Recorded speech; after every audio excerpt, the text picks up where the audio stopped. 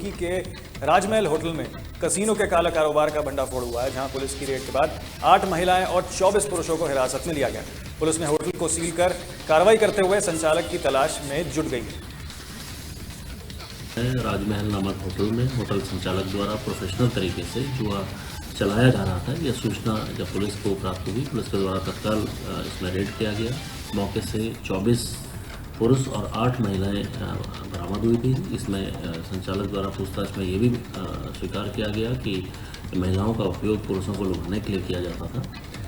Police ने तत्काल मौके पर जुआ अधिनियम और आबकारी अधिनियम में कार्रवाई की है। पूरे होटल को सील किया गया है और होटल संचालक के खिलाफ वैधानिक कार्रवाई की जा रही है। इस प्रकार की कोई भी घटना अगर हरिद्वार जनपद में की जाती है, ये हमारे संज्ञान में आएगी। उनके खिलाफ हम सख्त कार्रवाई करेंगे और जो भी लोग ऐसे घटनाओं में सम्मिलित होंगे उनके खिलाफ पुलिस के द्वारा सख्त कार्रवाई की जाएगी। पूर्व मुख्यमंत्री त्रिवेंद्र सिंह रावत ने हल्द्वानी में कांग्रेस पर हमला बोला। उन्होंने 25 जून को संविधान हत्या दिवस बताते हुए आपातकाल को लोकतंत्र की हत्या का। रावत ने आरोप लगाया कि इंदिरा गांधी ने सत्ता बचाने के लिए जनता के अधिकार को छीना और प्रेस की आजादी को छीना। उन्होंने कहा कि कांग्रेस की सोच आज भी लोकतंत्र विरोधी है। साथ ही जनता से अपील की कि कांग्रेस के अतीत को ना भूलें और लोकतंत्र मूल्यों का रक्षा करें। काल एक ऐसा कालखंड था जो तत्कालीन प्रधानमंत्री देश की इंदिरा गांधी जी, उन्होंने अपनी सरकार को बचाने के लिए, अपने आप को बचाने के लिए जबरदस्ती देश के ऊपर थोपने का काम किया। आज वही कांग्रेस लोकतंत्र को बचाने की बात करती है। आज वही कांग्रेस संविधान को बचाने की बात करती है। ये हास्यास्पद भी है और जिन्होंने इतने लंबे समय देश में शासन किया, विरोधाभासी भी है। करनी और कथनी का जो एक बहुत बड़ा गैप है, वो आज कांग्रेस के वक्तव्यों में देखने को मिलता है। अगर देश को, संविधान को नुकसान पहुंचाने का काम किया तो 1947 में कांग्रेस ने किया, 1975 में कांग्रेस ने किया, 1992 में कांग्रेस ने किया। 3 सरकारों की हत्या करके, जो लोकतांत्रिक तरीके से चुनी हुई सरकारें थी, और छोटी मोटी तो तमाम तो अगली खबर रुड़की से है, जहां जबरेड़ा सड़क निर्माण को लेकर ग्रामीणों में भारी गुस्सा देखने को मिला। ग्रामीणों ने आरोप लगा रहा है कि ग्राम प्रधान भेदभाव कर रहे हैं और कुछ खास लोगों को फायदा पहुंचाने के लिए सड़क को 3 फीट ऊंचा बना रहे हैं। इससे उनके घरों में और खेतों में पानी भरने की आशंका है।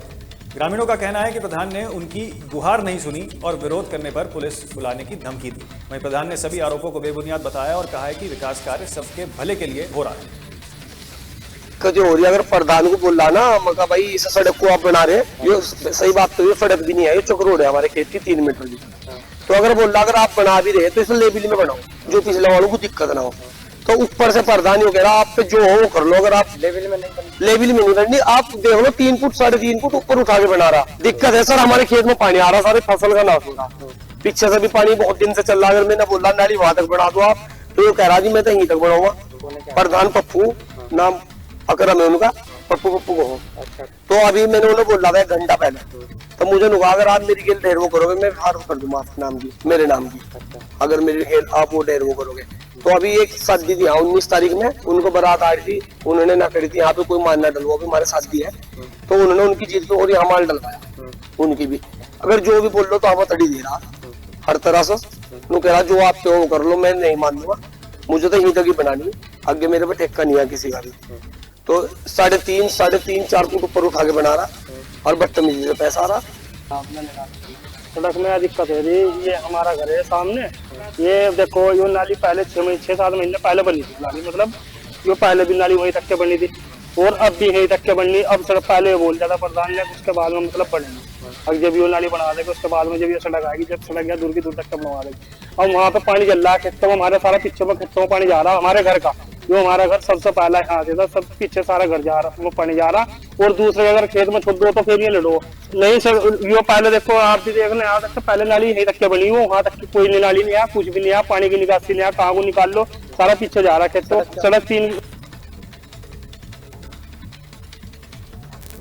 11 जुलाई से कांवड़ मेला शुरू होने वाला है, जिसमें देश के कोने कोने से कांवड़ियां गंगा जल लेने के लिए धर्मनगरी हरिद्वार पहुंचते हैं। इसको लेकर के हरिद्वार के पुलिस कप्तान प्रमोद डोभाल ने जिले के सभी पुलिसकर्मियों के साथ महत्वपूर्ण बैठक ली और सभी अधिकारियों को स्पष्ट निर्देश दिए हैं कि समय से पहले कांवड़ मेला के कार्य को पूर्ण कर लिया जाए। साथ ही संवेदनशील इलाकों में ड्रोन कैमरे और की व्यवस्था की जाए और साथ ही उन स्थानों पर निगरानी रखी जाए। आज मेरे द्वारा समस्त थाना प्रभारी, क्षेत्राधिकारियों और एसपी सिटी, एसपी ग्रामीण, एसपी ट्रैफिक और ट्रैफिक के कर्मचारियों की एक ब्रीफिंग ली गई, जिसमें किए जाने वाले कार्यों की सूची उनसे आमंत्रित की गई और जिन जिन ड्यूटी पॉइंट्स में फोर्स लगना है उनकी और क्या क्या इनको वहाँ पर आवश्यकताएं होंगी, जो लॉजिस्टिक आवश्यकता है उनके बारे में इनसे फीडबैक लिया गया। आगामी कांवड़ मेला हमारे लिए एक बड़ी चुनौती है। कांवड़ मार्ग के साथ साथ हमारा रूट डाइवर्जन प्लान और पार्किंग के लिए भी जो हमारे अरेंजमेंट्स हैं उसकी समीक्षा की गई और उनको आवश्यक दिशा निर्देश भी दिए गए हैं। आगामी कांवड़ की मीटिंग क्योंकि लगातार चल रही हैं, आगे भी इसको और पुख्ता किया जाएगा। हम अपने तैयारियों को पुख्ता करने के लिए इस प्रकार की मीटिंग आवश्यक है और इसमें जो भी हम लोगों के द्वारा निर्देश निश्चित स्तर पर दिए गए हैं उनके अनुपालन को भी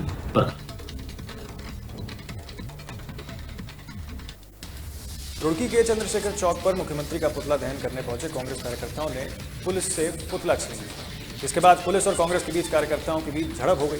दरअसल कांग्रेस महानगर के अध्यक्ष राजेंद्र चौधरी के नेतृत्व में शहर के होटलों में चल रहे व्यापार को लेकर मुख्यमंत्री पुष्कर सिंह धामी का पुतला दहन करने पहुंचे थे, जिसके चलते पुलिस पहले से ही अलर्ट थी। आज उत्तराखंड के मुख्यमंत्री पुष्कर सिंह धामी का पुतला दहन किया गया। हालांकि पुलिस द्वारा बलपूर्वक हमसे पुतले का अधिकांश हिस्सा छीन लिया गया। कोई भी प्रशासनिक अधिकारी सरकार रुड़की में चल रहे अवैध व्यापार, कैसीनो, जुआ, सट्टा, स्मैक उन्हें रोकने में इच्छुक नहीं है, भ्रष्टाचार को रोकने का इच्छुक नहीं है। रुड़की की जनता का बेवकूफ बनाया जा रहा है, उसके खिलाफ हमने मुख्यमंत्री। रुड़की के भगवानपुर तहसील में तमाम अधिवक्ताओं ने आज मिलकर नायब तहसीलदार अनिल गुप्ता के खिलाफ मोर्चा खोलने पर जमकर नारेबाजी की। अधिवक्ताओं का कहना है कि तहसील में होने वाले दाखिले खारिज वकीलों के जरिए कराए जाते हैं। उन्होंने कहा कि नायब तहसीलदार लोगों को दाखिले को वकीलों से खारिज ना कराकर स्वयं करने की बात कर रहे हैं। वकीलों का कहना है कि नायब तहसीलदार तहसील में बैठने वाले वकीलों की रोजी रोटी छीनने का काम कर रहे हैं, जो बिल्कुल भी बर्दाश्त नहीं किया जाएगा। परसों एक पीडीसी की मीटिंग थी, उसमें नायब तहसीलदार ने बयान दिया जिसमें फरमाया है कि अधिवक्ता जो लोग जो है फीस लेते हैं, सीधा अधिवक्ताओं की फीस पर कटोराघात किया और अधिवक्ताओं को उसमें पूरे अधिवक्ता समाज को अपमान किया। इसलिए हम उनका घेराव कर रहे हैं। यदि मैं यहाँ बीच में आकर हमारे से माफी मांग देते, मेरे गलत बयान किया गया तो ठीक है, नहीं तो हमारा धरना है निश्चित काल तक चलेगा और इतना उनका यहाँ से ट्रांसफर कहीं नहीं होगा, क्या उन्हें सस्पेंड नहीं करेंगे, लगातार धरना चलता रहेगा। तहसीलदार है अनिल कुमार गुप्ता जी, इनके द्वारा बीडीसी मीटिंग में एक आपत्तिजनक बयान दिया गया है पत्रकारों को कि जो भी फरियादी है, जो भी हमारी पब्लिक है, जो हमारी पब्लिक के व्यक्ति है, वे डायरेक्ट हमारे पास आए, हम दाखिल खारिज करेंगे, वकीलों के पास ना जाएं, वकील तो आपसे फीस लेगा। ये बहुत निंदनीय है भाई। वकील की कोई तनख्वाह तो होती नहीं, ये तो अधिकारी से तनख्वाह ले रहे। मुझे नायब साहब ये बताया था कि कोई भी पटवारिया, नायब साहब या तहसीलदार बिना पैसे लिए कोई दाखिल खारिज आज तक कर रहे हो तो हमें बताएं कि हम फ्री में दाखिल खारिज कर रहे हैं। तो हम तो पब्लिक के साथ अगर फ्री में दाखिल खारिज करना चाहते हैं तो पब्लिक का फ्री में दाखिल खारिज करें, 1 रुपया।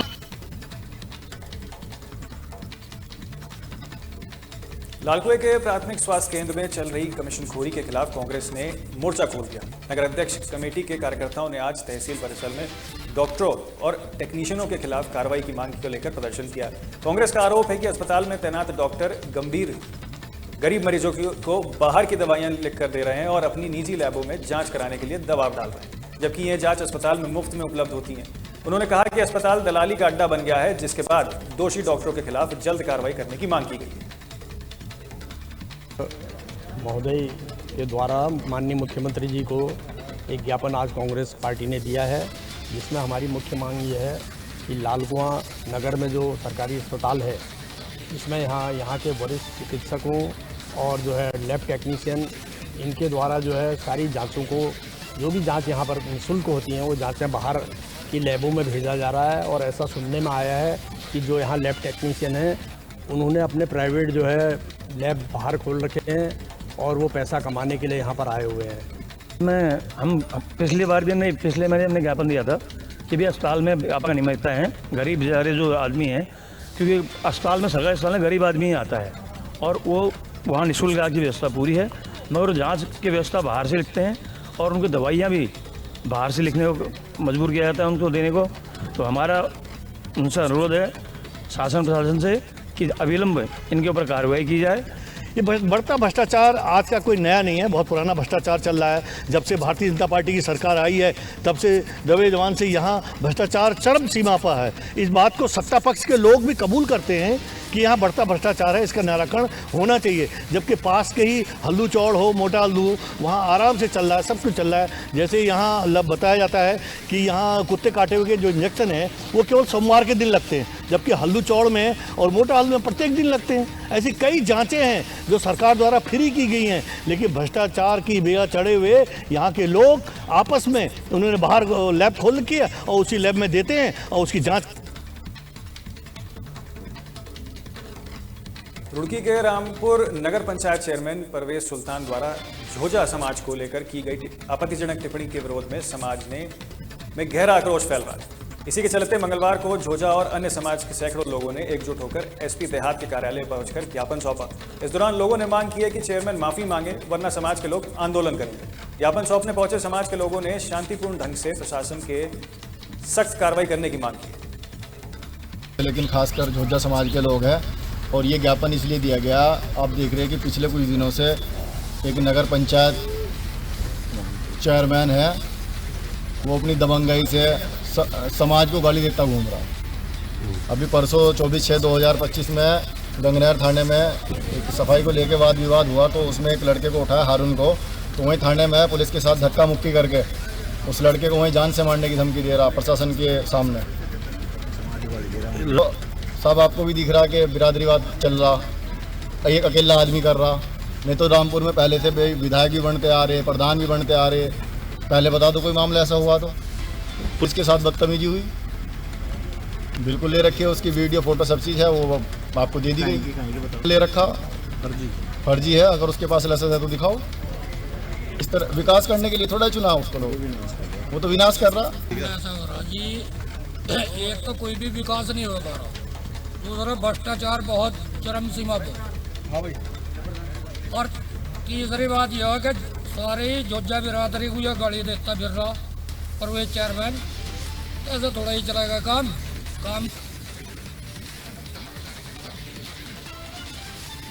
कावड़ मेला को लेकर के अंतर्राज्यीय समन्वय बैठक को हरिद्वार के मेला नियंत्रण भवन में आयोजित किया गया, जिसमें उत्तराखंड के मुख्य सचिव के साथ उत्तराखंड के डीजीपी और दूसरे राज्यों के अधिकारी इस बैठक में मौजूद रहे। बैठक में दूसरे राज्य से आए अधिकारी और उत्तराखंड के अधिकारियों ने कावड़ मेले की तैयारी को लेकर अंतिम रूप तैयार किया है। साथ ही कंट्रोल रूम बनाने जाएंगे, जिसमें उत्तराखंड के साथ साथ अन्य राज्य के भी अधिकारी मौजूद रहेंगे। शेयरिंग ऑफ इनपुट्स के लिए काफ़ी डायरेक्शंस दिए हैं, किस तरह से हम अपना कोऑर्डिनेशन और इनपुट्स को शेयर करने में किस तरह से और इसको अच्छे तरीके से कर सकते हैं, क्योंकि ये एक इंटर स्टेट कोऑर्डिनेशन मीटिंग थी।